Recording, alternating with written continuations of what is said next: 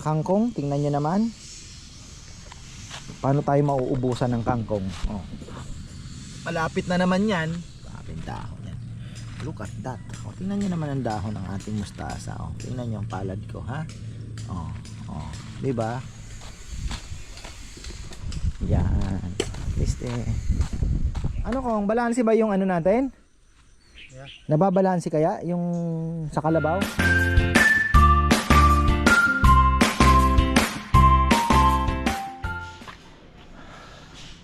Uy, ayan, it's a beautiful day. Nagbibilad tayo ng palay. Sabi ko nga para maging ano na yan, bigas. So, ayan po. At medyo na late ako ng konti. Nagpa-change oil tayo. Siyempre si Felicity. Change oil. Sabi ko, tapos yung kadena, binawasan na rin kasi medyo maluwag. So, ayan. Grabe na naman po ang lakas kang ulan kagabi. Grabe. Tapos, peke na naman yung bird's eye chili. Talaga, napaka, ito na, dali ng ano yan, fertilizer. Grabe yung ulan kagabi. Tapos sabi ko nga, ngayon tayo ay gagawa ng garden bed. Ayusin namin yung lupa. Kasi ayan po, medyo may mga siwang-siwang. Hindi natin pwedeng lagyan dyan, dadaan yung ano. So kailangan lupa talagang mailagay natin dyan. Tapos subukan natin magtanim ng onion leeks. Tinignan ko ang temperature, mukhang kaya naman. Dito siguro sa may lilim-lilim muna. Pagka naging effective po, magtatanim tayo doon para makatipid na tayo. Actually marami na nagko-comment niya noon. Kaya lang tinitingnan ko po kasi wala pa tayong lugar. Hindi ko pa naman po naiisip ito noon eh. So ngayon ko din lang naisip.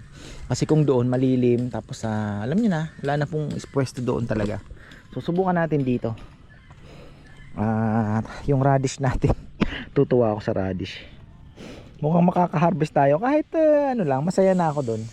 Tapos itong ating kangkong, tingnan nyo naman.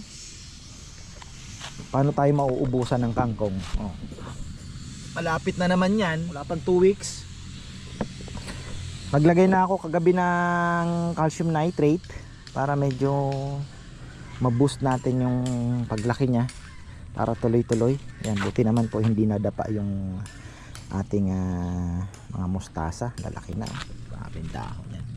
Look at that. Oh, tingnan nyo naman ang dahon ng ating mustasa. Oh, tingnan nyo ang palad ko, ha?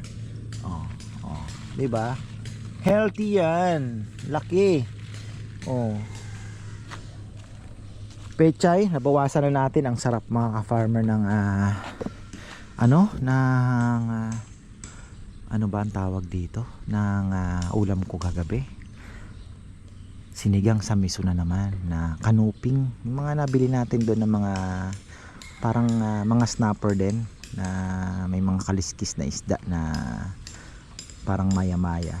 Mga pinsanin, yung mga bitilya, mga ganon. Ang sarap.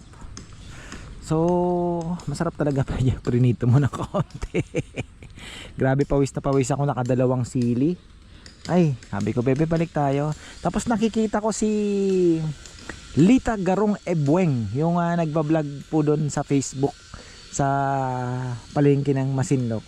Tutuwa ako sa kanya. Sabi ko, kinontak ko tuloy si Ray, mga farmer, si Ray na kaibigan natin sa, actually kasi Masinloc is siguro mga 40 minutes away from sa lugar niya. Sabi ko, Ray, bakit ito ang daming nahuhuli sa inyo? Wala na. Sabi niya, hindi ba tayo pwede ka akong mamingwit doon? Grabe, nakakahuli silang lapu-lapu, ganyan. No, lapit lang mga ka-farmer, nasa isla sa may, malapit lang sa San Salvador. Sabi ko, bebe, baka maipon tayo ng konti, baka may ano lang na lupa doon. Sabi niya, kung gusto mo sa San Salvador ka bumili. Island po yun, San Salvador. Sabi ko, parang ang ganda. So, ayun, sarap mamingwit. Parang ano po ba? Alam niyo naman, isa sa mga pangarap po mga farmer, yung makapag-cast ng ano sa dyan, standol fishing. Ayan, oy, grabe na, ayan na. Oo. Sobrang haba na kasi. Ayan o, tataba ng tangkay eh. Oh, ayan o, tabatchoy. So, kailangan na nating talagang bawasan siguro yung plat. Dahil ito pa-harvest na rin. Sa bagay, gagamitin natin sa tindahan. Dito na po tayo kukuha ang pantindahan natin. Yung mga mustasa dito parating na din. Ayan oh. So sa tingin ko magdadagdag tayo. Kung magagamit namin sa business yung onion leeks at mapaparami, makakapag ano tayo, tanim, yun na yung ating isa sa mga kakarin. Siyempre lemongrass, yung mga siling panigang. So yung mga ricado unti-unti dito na natin kukunin. Oh grabe yung laki na. Lumapa na din pala oh. So wala na. Ang dami, sobrang dami naman ng kangkong. Oversupply tayo ng kangkong. Ayan, uy, grabe putik oh. Ayan oh, kailangan nating ayusin to. Pwede natin iangat at guguhitan kung alin ang kailangan.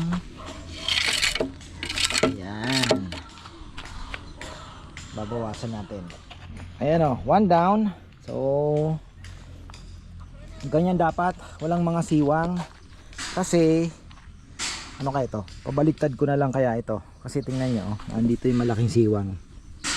Pag umulan kasi yung tubig po na andyan, pwede naman, pwede natin lagyan ng lupa ito, sa harangan na lang ng lupa. Pwede din naman. Ayun din oh. So ito, linagyan ko na lang ng ganyan. May ano na po ito, may langis na rin yung pinag-change oilan para at least yung anay hindi siya tirahin. Sabi ko parang kailangan natin magbawas ng kangkong para sobrang dami po. Sobrang dami ng ano natin, gulay. Napakarami. Nagdagdag pa tayo. Pero balak ko sana yung onion leeks mag-success. Kasi kung magsa-success po ng onion leeks, magdadagdag pa po ako doon naman sa kabila. So tatadtad rin natin ng onion leeks kasi yan ang every week ang ginagamit ko po, nasa mga 15 kilos din. So kung nasa 150 ang kilo, that's 1.5. Malaking bagay po yun. So yung sili naman, pwede rin naman nating itanim na at hindi na rin tayo bibili ng sili. So doon pa lang nakakatipid-tipid na tayo. Pero syempre may buto yan, may maintenance din. So mayroong konti pero malaki ang maititipid natin, especially in times of tagbagyo. Pag galing sa bagyo, nagto 250 po eh. Last 2 weeks ago nag 250 yung onion leeks. Sabi ko nga bakit doon kayo bumili, kasi kay Parek nasa 140 lang ang bigay sa akin. Kaya lang yung iba, alam nyo na, nag-ano na din, take advantage, ginawa nilang 250. So ayan po yung ayungin oh. Andiyan naglalaro. Kumakain sila. Ayun, maiiwan. Pati yung red tilapia, naiwan din. Ayun oh, maraming ayungin Lalaro-laro sila. Oo nga no. So yan po yung mga nakasurvive. Ayun din oh. Marami din naman sa gilid. At pagka nagkaroon na tayo ng ulang, at coming soon na, baka po mamaya dumating din, panoorin nyo na lang sa kabilang channel. Ito ay baka po yung ulang makikita nyo dyan, magbibilad. So yung binili ko 300 pieces, pwede na yon, breeder. Mahal din nag 20 pesos na. Kung 10 pesos sana dati, kaya lang nagtaas po siya, naging 20. So pero okay na rin. Sabi ko 300 pieces, 20 di 6,000 din. Pang ano lang yan, pang pinaka ano niya na, yung tawag dito, breeder na po yan. Malalaki naman na, ganyan na po kalalaki. Ay may ayungin tayo, ano yan, malaki na. Sana naman hindi mahina. Ba't parang mabagal ang ano niya, parang buntis na nga eh. Ayan oh. Parang mahina, hindi ganyan ang langoy ng ayungin na ano eh. Pero yun, dadaanan niya ayungin din ay mabilis oh.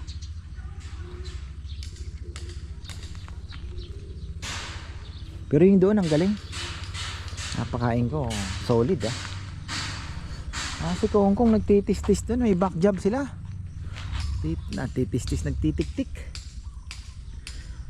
Si Sinsil, mga farmer ng alubak, sana matapos nila para mamaya hapon makapaglagay ng lupa kasi para makapagtanim na ako ng nandiyan na yung mga buto ko eh, ready na except the onion leeks. Yung luya kasi bala ko din po luya dito, pero tingnan muna natin ano, kasi baka mag onion leeks muna tayo, pero nasa lilim kasi, so onion leeks ito siguro, itong dalawa. Ayan, baka magtatlo tayo.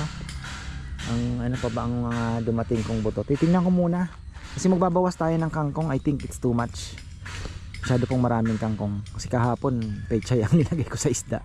So ang dami, kahit ano, sobra baka naman gumapang na yung mga kangkong. Yan, balikan po natin si Kongkong. Ayan, hinugot ko na kasi sabi ko sayang, uubos na naman ng oras natin. Miyerkules na po ngayon, at malilipasan na naman po yan ng panahon. At least naka-ready na po yung ating mga plat. Malagyan na ng 'di ba, lupa. So ayan, ganda ng ating ay teka lang, nakalimutan kong daanan. Ayan mga ka-farmer, yung pinakahihintay natin na ulang na andyan na. So ang bilis ng rider, parang isang oras lang binahi yung Kalumpit. Galing daw po ng Kalumpit eh. Akala ko Malolos, Kalumpit, Bulacan. Ayan, ga-acclimatize lang po muna tayo at medyo malamig yung tubig niya. So hayaan lang po muna natin na magpantay yung temperature. So ayan, 300 pieces only. Hindi naman natin kailangan punuin yan. Importante meron tayong nakakawala dyan. Meron na nga may itlog yung iba. May orange na po sa kanilang tiyan. At hopefully makapagparami na po. Ay, ano ba ito ang pinaggagawa natin? So ayan. Yan, at least takpan mo kung yung mga siwang na yeah, para ano. So ibig sabihin marami pa kayong pipitasing sampalok pala. Tagal pa ko yan. Pinagulang muna. Oo, pinaano ko muna, pinapalaki. Mga Ang buwan pa mahigit ko. parang ang tagal ng sampalok ano? Pati yung paghinog no? Oo, matagal. Isipin mo ngayon bunga na, February pa may hinog yan. Tama ba? Yung February. yung panghinog na pagkain. February. Kaya alam ko eh, matagal. So ayan o. Ito kung lagyan mo din dito ng konti. Ano ba, meron na ba? Lagyan mo pa ng konti dito ng lupa sa gilid. Kasi para pag nag-ulan hindi na ano. Yan. Tapos ito. Okay na yan o. Ano na. Ano lang muna akong uwang lupa ko yan. Na? Sa siyangan mo din. Alin? Pipiliin ko yung ano doon, malalamba. Oh, yung ipon ka muna ng kalabaw. Next week pala kailangan natin maghakot. Kung maunahan tayo. Oo, okay. Bagay, yung tayong kalabaw hindi naman kinukuha doon eh. Sa mga pamangking ko doon. Saan ko? Ipunin natin. Gamit na gamit dito. Bagay, tulong mo pa sa kanila na wala ng ano no. Oo, okay. 'Di ba? Nalinis mo yung lugar nila, 'di ba? Lilinis. Ayan, okay na yung tatlo. Ito, medyo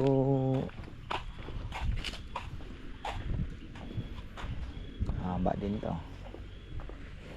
Lilim. Tama-tama ang luya dito. 8 months pala ang luya hanggang 1 taon. Nakong, Yeah. luya. Di kayo nagtatanim ng luya sa ano? Yan din lang ko yung tinatanim namin. Hindi ibig sabihin luya na luya talaga, wala. Wala ko. Bakit? Hindi kaya sa bundok? Kaya ko yan. Walang bihyo. Yung bunga. Hindi ba bibilhin mo din lang? Mataas ang puhunan. Bibili. Ha? Bibili ka tapos tatanim mo. Pwede ko. Papaanuhin mo yun eh. Papalabasin mo daw yung mata. Yung parang... Oo, kaya lagyan mo na ng kagad tubo para... Oo. Tapos puputulin mo na lang doon ano. Yun ang itatanim mo. Diretso na.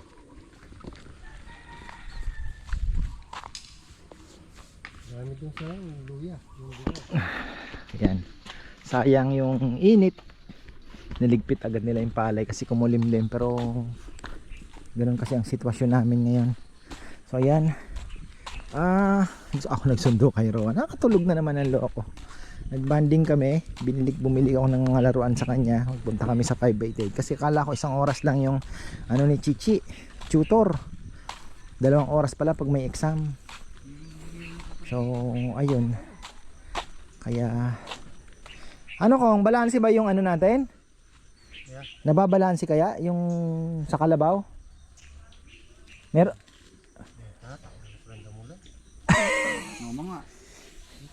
Huwag nyo kakalimutan yung sa kalabaw kasi yun ang ano natin ngayon eh. Secret ano eh, weapon. Gulat. Oo. Bigat ang kabila. Kaya bang bumaba ng motor? Hindi. Okay. Ay hindi no? Yung dadaan? Hindi, dito, motor. Hindi, lulubog mo. Lulubog. Hindi, dito na lang, bitbitin na lang. Isa ako kalakalahati. Doon ni karga. Mga ano ng kalabaw. Hanggang bukas natin gagawin to. Dahil tatanim tayo dito ng ano, dilata. Para dakal ano ba? Wow. Pero saan kaya ba? Dilata, spam. Favorite ni Kongkong yan, spam. Nekong. Ha? Medyo ano kasi, ito kasi parang anong nangyayari, ito na lang ay pangdagdag sa lupa para buhaghag siya, pero medyo mahina eh. Iba yung may kalabaw talaga. Nekong na. Taba. Ilan kalabaw dito kaya? Ha? Ilan lalagay? At mga 2 sako. Kung busin nyo na yun, ipag ano na lang dito, kukuha na lang ulit tayo. Sayang din eh. Kasi ang itatanim natin dito, dahon ng sibuyas. Pang lechon, subukan ko. Malay mo hindi na tayo bibili. No? Ito yung luya mo niya. Ito siguro, ito luya. Lalagyan natin ng luya ito. Bagay yung iba kasi sa gilid, yung luya, gilid-gilid lang yung tinatanim eh, no? Tingnan natin. Pero kailangan kasi ng init ng araw ng ano. Oh. Dito na dito na lang. Dito natin lalagay. Grabe yung ano. Dumating na yung ulang natin. Sana maraming buhay. Ang bilis po ng kangkong ano. Lalo na yan, na fish amino, lalagyan mo halos araw-araw. Ay talaga naman, maniwala kayo, ang bilis po ng arangkada. Ang gandang tingnan. Ayan o. Ganda pong tingnan. Tapos yung mustasa natin, siguro mga ilang days pa bago tayo makakuha dito dahil napitikan to ng, pero light, very light lang yung pinang-spray ni Kongkong dito. Huwag mo nang tapangan kasi pang paano lang naman, kasi ito lalo na itong ating mustasa, hindi naman po ito lapitin ng uod. Ang lapitin talaga ito, itong pechay. Ayan o, tingnan nyo. Mga uod yan, mga farmer, tingnan nyo ano. Pero ang sarap din ng pechay. Pakaganda.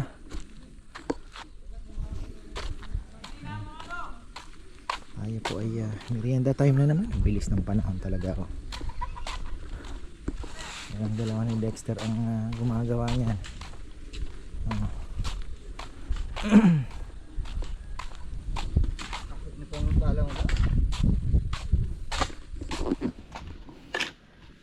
Saan galing yung lupa?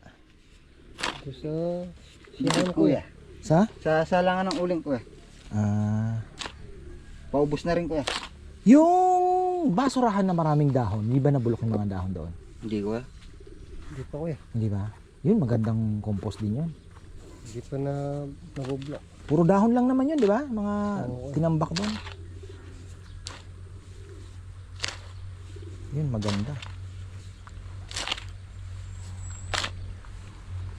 Dugdug mo. Ano yung lechon? Pinick up dito?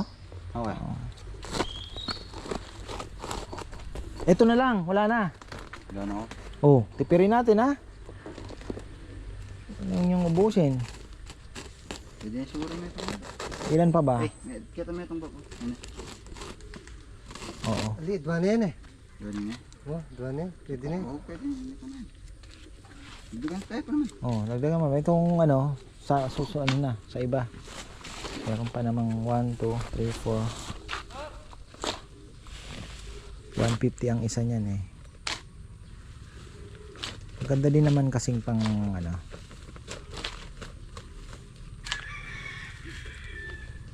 Lang hindi daw pala maganda itong dahon ng mahogany, acidic daw. Maraming yung nagsasabi. Ha? Hindi ba? Oh, pwede rin. Pwede rin naman, sa taas na lang. Pero medyo haluin mo pa din.